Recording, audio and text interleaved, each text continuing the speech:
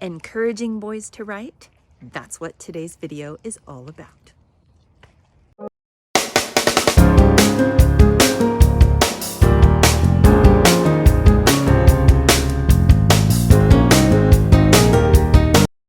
As a mom of 5 sons and a teacher for over 25 years, I can tell you that boys' and girls' brains are hardwired differently when it comes to creative writing.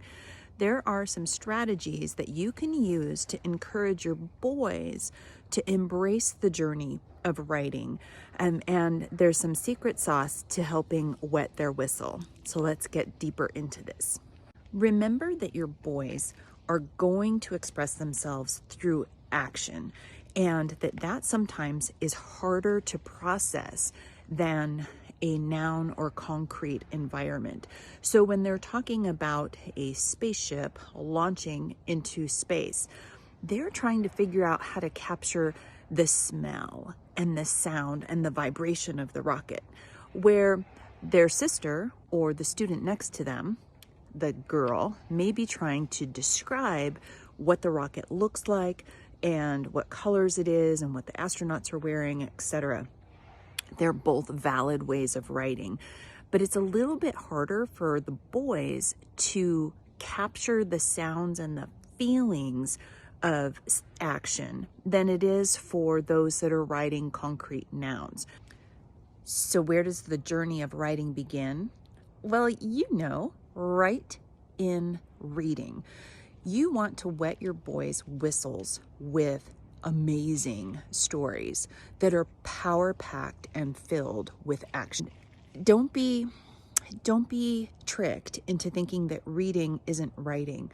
Reading is like filling up the bucket of their imagination and their ability to express themselves, so that when they pick up their pencil later, and later maybe tomorrow, a week from today, or 5 years from now, but when they pick up their pencil, they have a wealth of words and vocabulary and ideas to choose from. So the number one way to encourage boys to write is to read. But not just read. You have to hook them. And the way that you hook them is that you find stories that are amazingly captivating. I mean, amazingly captivating. This is going to be different for your boys than it was for mine. But you're looking for a story that has this build and climax, and then you shut the book. That's secret sauce. You shut the book so that your boys go, what?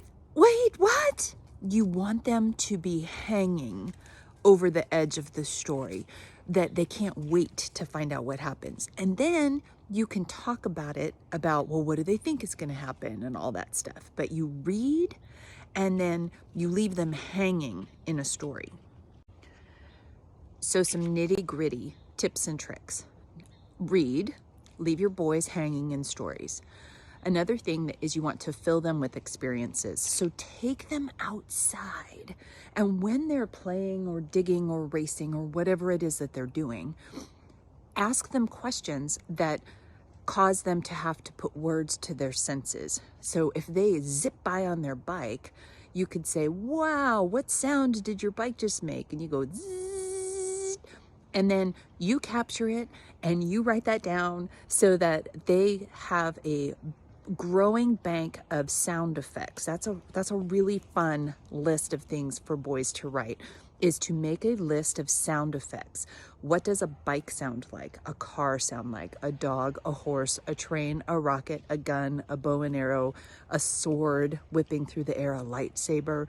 And you want to create a sound bank of how do you write the name, or how do you write the sound of a sword slicing through the air?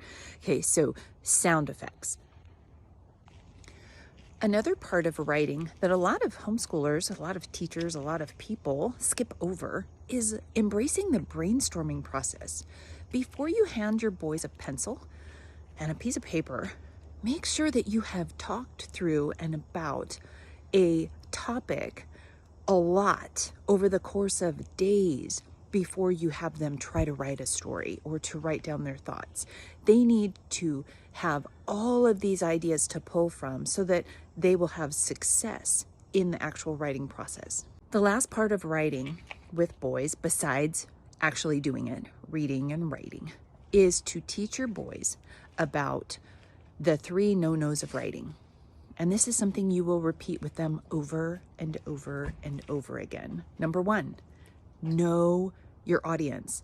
Who is that writing for? Sometimes it's just for grandma. Sometimes it's just for dad. Sometimes it's for their brother or sister or uncle or aunt.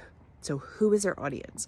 Number 2, what is the purpose of that writing? Is it just to entertain? Is it to explain something? Is it to complete an assignment? Doesn't matter, but they need to know why they're actually writing that. It can't just be to take up 20 minutes of their life. They won't embrace that. So it has to have a valuable purpose. So know your audience, know the purpose, and then make sure you've brainstormed. They need to know specialized vocabulary around that topic. So if they're going to write about rockets, they need to know about thrust and boosters and trajectory and all those things. So know your audience, know the purpose, and know the specialized vocabulary, and then they'll be ready to actually do some writing. Hey, thanks for watching this episode of Inspired Learning with Bekki from abetterwaytohomeschool.com. Before you go, do a couple things for me. Drop a comment and tell me something about your life, something about your day, something you loved from this video, or some random fun thing. Be sure to like and subscribe to our channel and hit the little bell so that you don't miss anything in the future. Have a great day and embrace the power of inspired learning. Bye.